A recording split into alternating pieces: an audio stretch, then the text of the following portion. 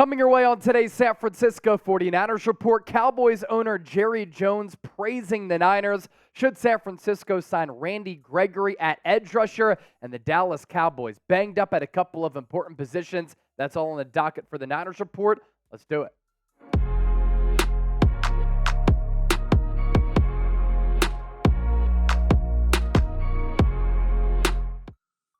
I'm Chase Sr. Welcome into the show, and today's 49ers Report is presented by True Classic. You can get 25% off at trueclassic.com/chatsports25. I'm wearing one of their polos here with that athletic material. I absolutely love it. You will too, and use that link and that promo code to see for yourself, look good, and save some money. Fall is here, and that means one thing. It's time to break out my favorite jeans, t-shirts, sweatshirts, all from True Classic. And with football season in full swing, there's nothing better than watching my favorite squads, San Francisco, in these ultra-comfortable, perfect-fitting essentials. Everything they make crafted with premium fabrics to help you look and feel great anytime, anywhere. So if you're ready to make the easiest fall upgrade, shop now at trueclassic.com/chatsports25. Use that code chatsports25 to save some money and upgrade that wardrobe. We'll put that link in the comment section and in the description of this video. So let's talk about this to start off the program here. Should San Francisco sign Randy Gregory? The Denver Broncos set to release him. They want to give some opportunities to some younger players. And the Niners could kind of use an edge rusher opposite of Nick Bosa to really make that pass rush a little bit better than what it's been through the first 4 weeks of the season. As for Gregory here, last year with the Denver Broncos, signed a 5-year, $70 million contract in free agency after a botched deal with Dallas. Looked as though he was going to go back to the Cowboys, and then he pivoted from there, went with the Denver Broncos, and Denver's defense has been an absolute mess. We know that with what transpired a couple of weeks ago when they gave up 70 points to the Miami Dolphins. And the team now, as I mentioned, wants to focus on some younger players, and that's why they're letting him go.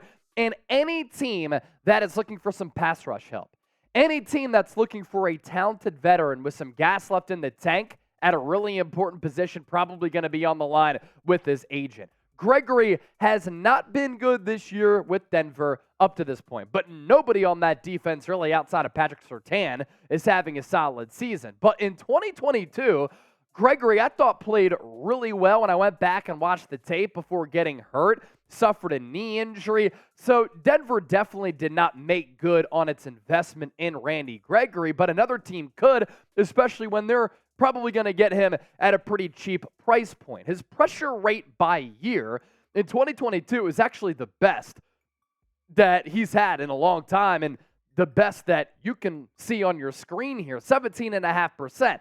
This year, though, in 2023, only a pressure rate of 8.9%. In 2021, 14 flat, 2020, 13.7, and in 2018, 11.5. You think about how this involves and how this includes the San Francisco 49ers and how it could impact the Niners as we project forward. Right now, 4-0, atop the NFC West. They look like the best, most talented, most complete team in the National Football League. But if there is one weakness, it's that San Francisco hasn't turned a lot of their quarterback pressures and quarterback hits into actual sacks. And Randy Gregory has done a lot of that throughout his career. The Niners right now, first month of the season, heading into Week 5 against Dallas, only 9 sacks this year. That's good for 22nd in the National Football League. You can look at that and say, yeah, Chase, they have 9. That's only 7 behind the league-leading Buffalo Bills at 16, but they should be a little bit better than that, and that's why I talked throughout the offseason. We know what Nick Bosa is going to be able to do, and we know the sack numbers are going to come for the reigning Defensive Player of the Year. But opposite of Nick Bosa, can you continue to bring in some solid players? Because under Chris Kocurek, best defensive line coach in the NFL, you know that the production is going to be there. And you look at the Niners sack leaders this year. Javon Hargrave has been worth every penny of that 4-year, $84 million contract that he signed in free agency. Drake Jackson has 3 sacks as well, so him and Hargrave tied atop the leaderboard for San Francisco. But all 3 of those sacks for Jackson came in Week 1. Nick Bosa only has 1 sack this year, but he's still one of the highest graded overall players in the sport, according to Pro Football Focus, and one of the highest rated defenders, and the quarterback pressures, quarterback hits have been there. He's also faced the most double teams among all players in the NFL. So don't just look at the sack numbers and tell me that he's been bad, because he hasn't. He's been his normal dominant self. You have Fred Warner, Kerry Hyder also tapping in there with 1 sack apiece.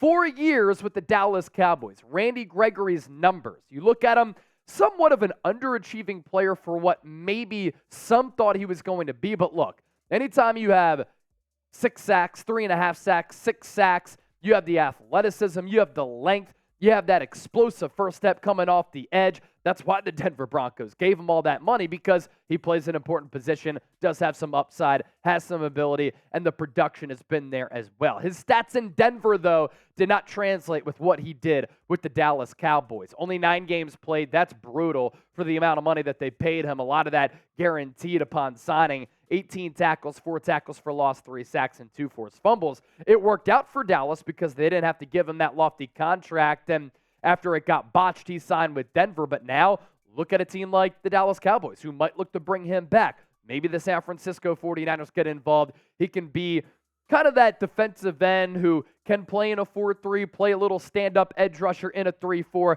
I like the versatility there. Now, I'll tell you what, if the Niners sign Randy Gregory, whenever they make a move of substance and importance, we cover it right here on the Niners Report.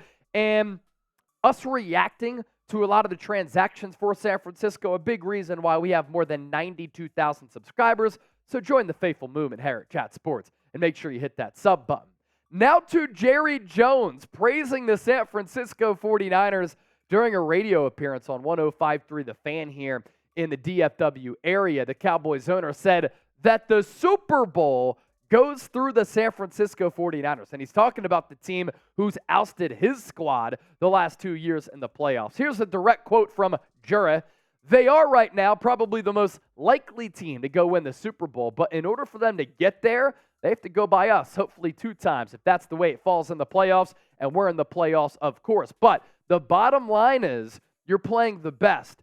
You don't need the game to tell you you're playing the best, but you need the game to show you how you stack up against the best. He said also that the Super Bowl runs through the San Francisco 49ers, and they're the most likely team as of right now to hoist the Lombardi Trophy come February in Las Vegas. And what a moment that would be if the Niners can complete that quest for 6, which has been going on since the mid to late 90s. And there's nothing more that I want during our watch party to see Cowboys fans sad, to see Jerry Jones frustrated, to see Mike McCarthy once again walk off the field at Levi's so distraught that his Cowboys choked again in the playoffs, that he has to stiff-arm Heisman Trophy, stiff-arm the cameraman here to get him out of his face. And how about this image from January of last year? Dak Prescott, after turning the football over once again, as last year he led the NFL in interceptions, by the way, and once again coming up small in a big moment, walking off the field,